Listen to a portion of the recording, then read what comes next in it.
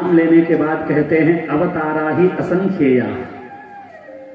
भगवान के अनेकों अवतार, असंख्य अवतार। जब जब जहां से भक्तों ने जिस प्रकार से पुकारा है, भगवान उसी क्षण प्रकट होते हैं। प्रहलाद ने कह दिया कि खंबे में भी मुझे भगवान दिखाई देते हैं, तो भगवान खंबे से भी प्रकट हो जाते हैं। एक संत को तो भगवान ने कुत्ते में दर्शन दे दिए। विठ्ठल भगवान के बड़े भक्त एकनाथ जी रोज घी लगाकर बढ़िया रोटी का भोग लगाते कुत्ते को। एक बार रोटी बनाकर बस तैयार किया था, घी नहीं लगी थी। वह श्वान रोटी लेकर भागने लगा तो वो संत चिल्लाने लगे, अरे विठ्ठल रुक जाओ, आज बिना लगाए रोटी खाओगे क्या? तो उसी कुत्ते से भगवान प्रकट हुए। जाती रही भावना। जिस भाव से आप भगवान को भजते हैं, भगवान वैसे भी कहते हैं, मुझे जो जिस रूप में देखता है मैं उसे उसी रूप में दिखाई देता हूं। जब भगवान श्री कृष्ण कंस के रंगमंच पर पधारते हैं तो वहां की स्त्रियों को भगवान कामदेव के रूप में दिखाई देते हैं, कंस को अपने काल के रूप में दिखाई देते हैं, और जो बाल सखा रहते हैं उनको मित्र के रूप में दिखाई दे रहे हैं।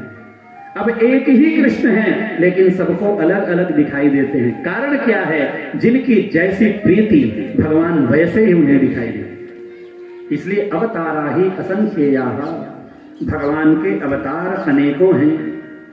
तो इस तरह अवतारों की चर्चा समय समय पर भगवान के उन अवतारों को हम विस्तृत रूप में श्रवण करेंगे। संभवतः आज की कथा, भगवान की कृपा हुई तो वराह अवतार तक पहुंचने का प्रयास किया जाए, तो भगवान के वराह अवतार की कथा श्रवण करेंगे। कपिल भगवान के अवतार की कथा आज ही होनी चाहिए।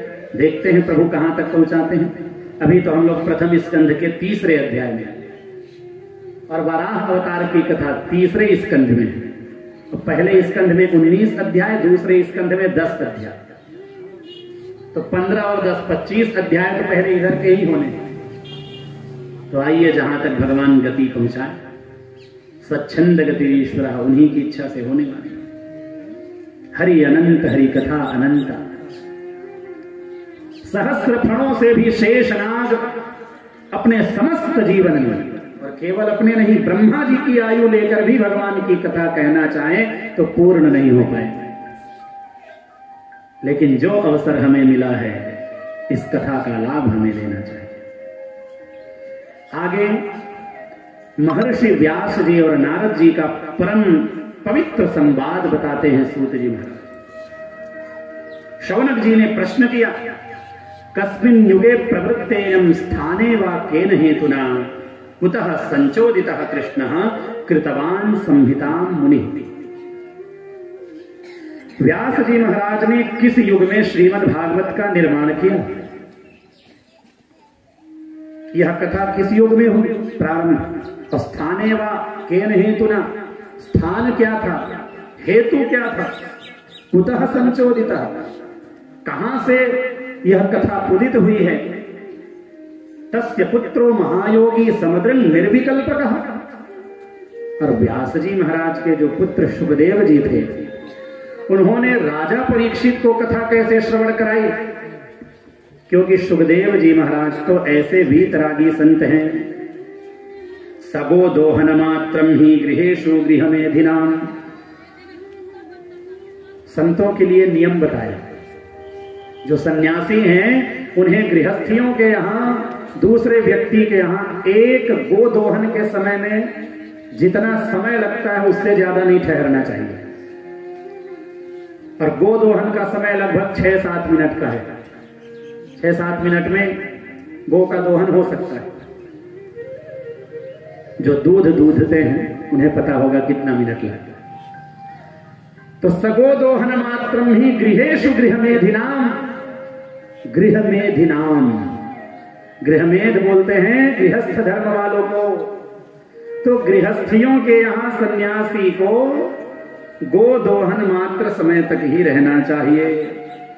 सुखदेव जी तो परम वीतराग सन्यासी हैं, फिर 7 दिन तक कथा कैसे श्रवण कराया ये आप हमें बताने की कृपा करें। तब सूत जी महाराज कथा प्रारंभ करते हैं। द्वापरे समनुप्राप्ते तृतीये युग पर्यये जातः पराशराद्योगी वासव्याम कलया हरेः। कहते हैं द्वापरे सम्यक अनुप्राप्ते, इस वर्तमान चतुर्युगी के तीसरे युग द्वापर में महर्षि पराशर के द्वारा वसु कन्या सत्यवती के गर्भ से भगवान के कलावतार योगीराज व्यास जी का जन्म हुआ। अब व्यास जी ने देखा, सबसे पहले व्यास जी ने वेद का निर्माण किया, फिर वेदों का उन्होंने विभाग किया। अब देखिए, वेद का निर्माण व्यास जी ने कहा, यह भी एक प्रकार से ठीक नहीं है। वस्तुतः व्यास जी ने उनका विस्तार किया। जिस तरह भगवान हरि अनंत हैं, उसी तरह वेद भी अनंत है। वेद को हमारे सनातन धर्म में अपौरुषेय कहा गया। किसी पुरुष के द्वारा वेद की रचना नहीं हुई है। जैसे भगवान के जन्मदाता कोई नहीं है, वैसे ही वेद का भी कोई जन्मदाता नहीं है। यस्य निश्वसितम वेदाः, कहते हैं वेद तो भगवान के श्वास निश्वास है। तो व्यास जी ने वेद का निर्माण नहीं, अभी तो व्यास जी ने वेदों का विभाग किया। सबसे पहले वेद केवल एक था, ऋग्वेद। फिर ऋग्वेद को उन्होंने 3 भागों में बांटा, तो हो गई यजुर्वेद और सामवेद। फिर चौथा वेद बनाया अथर्ववेद, और उन चारों वेदों की अलग अलग शाखाओं का निर्माण किया। शिष्यः प्रशिष्यः तत्शिष्यः, गुरुदेव ने अपने शिष्य को पढ़ाया, फिर शिष्य ने दूसरे शिष्य को पढ़ाया, और वैसे ही शाखाओं की परंपरा बनती गई।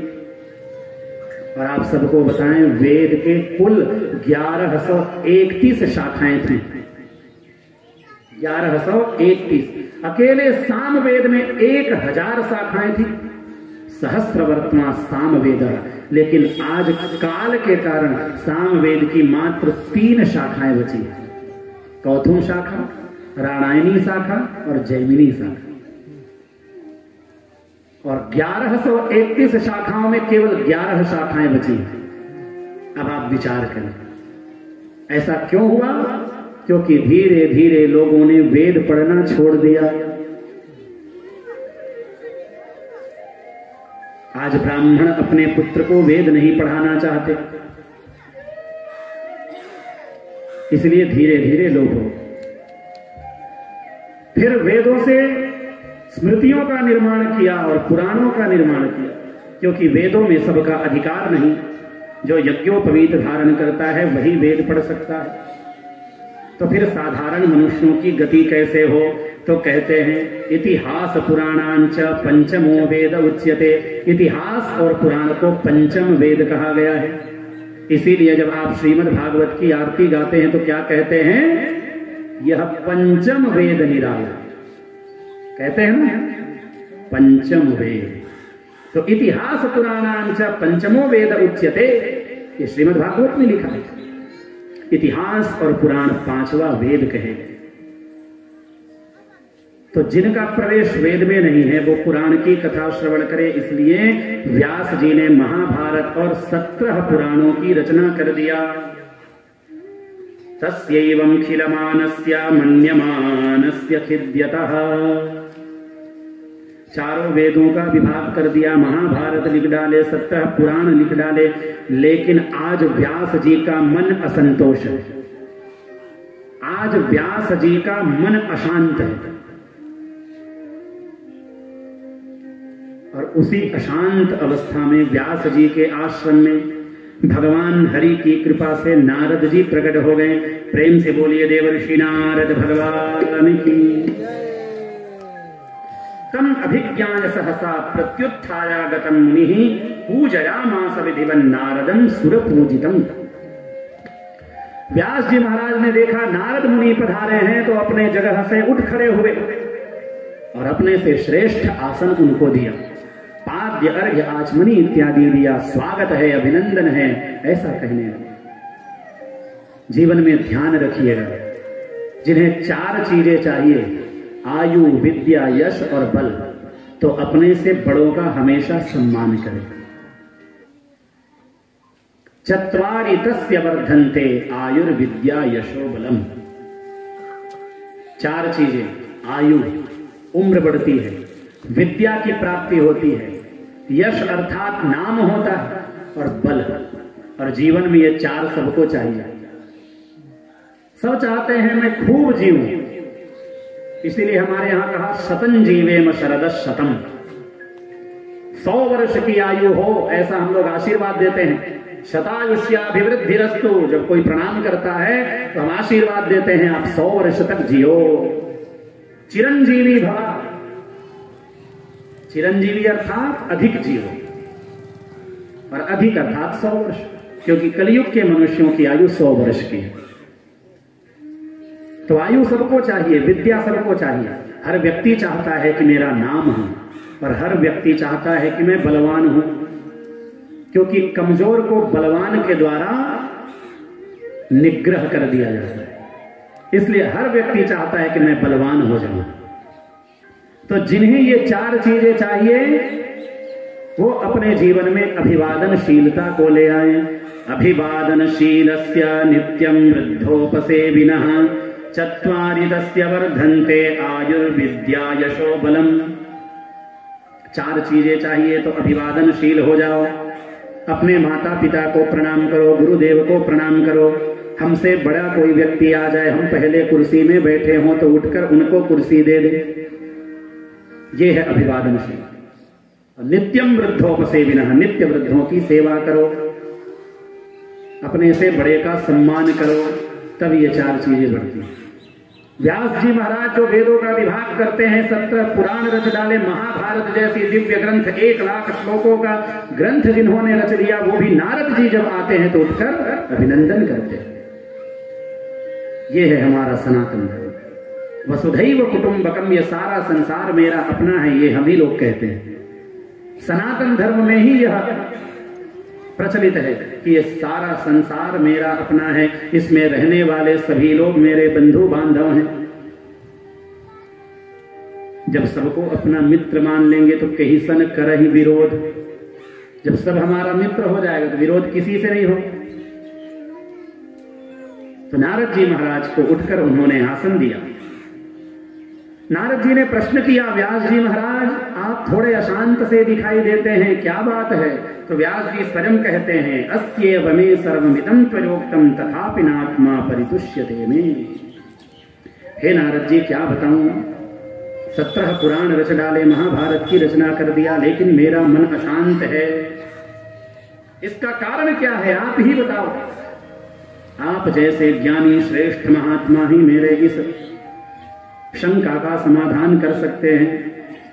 तब नारद जी ने कहा, भवता अनुदित प्रायम यशो भगवतो मलम, येनैवासो न पुष्येता मन्ये तद्दर्शनम खिलम। कहते हैं आपने निश्चित ही 17 पुराणों की रचना कर डाली, लेकिन इन 17 पुराण और महाभारत में आपने केवल धर्म कर्म की ही व्याख्या करने में समय लगा दिया। यथा धर्मादयश्चार्था मुनिवर्यानुकीर्तिनः, आपने धर्म कर्म का तो बड़ा विशद वर्णन किया, न तथा वासुदेवस्य महिमा अनुवर्णितः, लेकिन आपने भगवान वासुदेव की कथा नहीं बताई। वसुदेव के पुत्र हैं इसलिए भगवान का नाम वासुदेव। भगवान श्री कृष्ण की महिमा आपने जितना विस्तार से करना चाहिए था व्यास जी, उतना आपने नहीं किया, इसीलिए आपका मन अभी तक अशांत है। हमारे मन को शांति किन किन कारणों से मिलती है?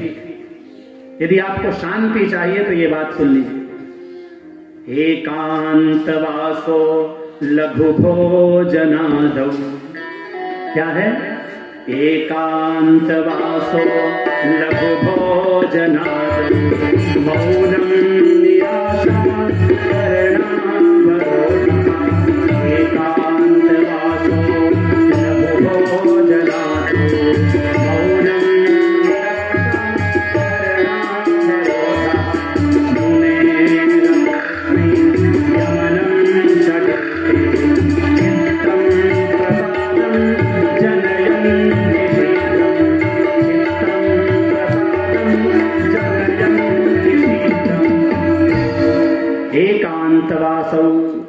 यदि शांति चाहिए तो एकांत में वास करो। लघु भोजनादौ, भोजन भी थोड़ा सा करो, तब मन शांत रहेगा। बहुत ज्यादा भोजन करने से या तो सोएंगे या तो मन में चंचलता होगी। तो एकांत वासा, लघु भोजनादौ, मौनम, मौन धारण कर ले तो भी शांति मिल जाती है। बहुत ज्यादा जहां बात हो रही है तो आप मौन हो जाओ, अपने आप झगड़ा मिट जाएगा। मौनम। निराशा, आशा ही परमम दुखम नैराश्यम परमम सुखम।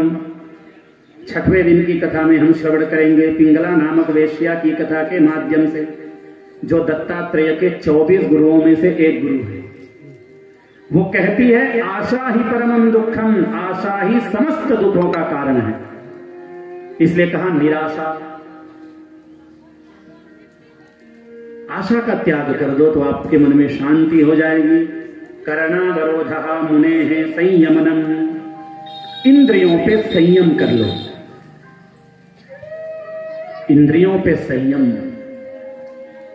बड़ा कठिन विषय है, पर सभी इंद्रियों में रसनेन्द्रिय और जननेन्द्रिय, ये दोनों इंद्रिय बड़ा खतरनाक है, जिससे हम स्वाद लेते हैं और जिससे काम वासना में लिप्त होते हैं। ये दो इंद्रियां बड़ा कठिन है, और जिसने इन दोनों इंद्रियों को विजय प्राप्त कर लिया, बाकी सब इंद्रियों को वो ऐसे ही जीत जाएंगे।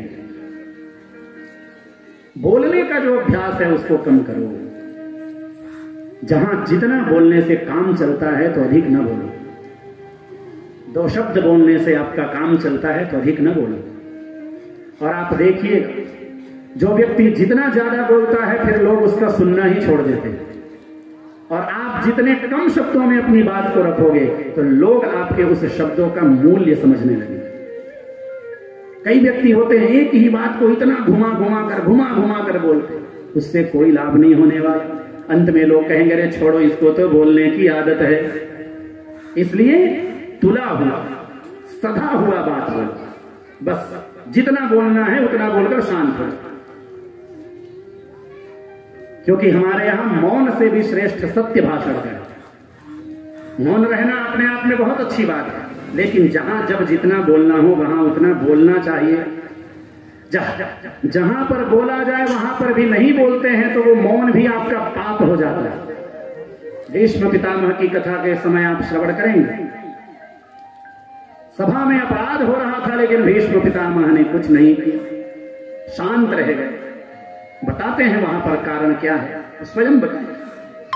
तो मौनम निराशा करणोरोधः मुने रसो संयमनम षडेते चित्तम प्रसादम जनयन्ति शीघ्रम। ये हमारे चित्त को प्रसन्न करने के लिए, शांत करने के लिए 6 उपाय बताए। इसलिए हे व्यास जी, आपने अभी तक भगवान की महिमा का वर्णन नहीं किया। न तथा वासुदेवस्य महिमात्यनुवर्णितः, इसीलिए आपका मन अशांत है। नैष्कर्म्य भावच्युत भाववर्जितम न शोभते ज्ञानमलं निरंजनम। ऐसे ज्ञान की शोभा नहीं जिसमें भगवान श्री कृष्ण के प्रति भक्ति न हो जाए। न शोभते, ऐसे ज्ञान की कोई शोभा नहीं। अच्युत भाववर्जितम, भगवान अच्युत भगवान श्री कृष्ण के प्रति भाव नहीं जगा तो वो ज्ञान निरा ज्ञान है, निरर्थक है ऐसा ज्ञान। अथो महाभाग भवानमो भद्रिक शुचिश्रवाः सत्यरथोद्धत व्रतः। आप धैर्य धारण करें। आप जैसे ज्ञानी महात्मा का इस तरह अशांत होना शोभित नहीं है।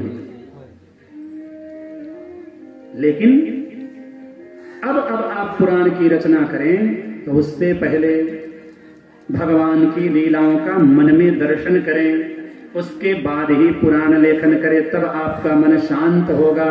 समाधिनानुस्मरतद विचेष्टितम। श्रीमद् भागवत समाधि की भाषा है, इसीलिए श्रीमद् भागवत का अध्याय जब संपन्न होता है तो हम लोग कहते हैं स्वस्ति श्रीमद् भागवते महापुराणे पारमहंस्याम संहितायाम। ये परमहंसों की संहिता है, ये समाधि की भाषा है। बिना गुरु से पढ़े इसका अर्थ आपको लग नहीं सकता। ये अलग बात है कि किसी की छपी हुई पुस्तक लेके आप कथा वाचन करने लगे, यूट्यूब में बड़े बड़े संत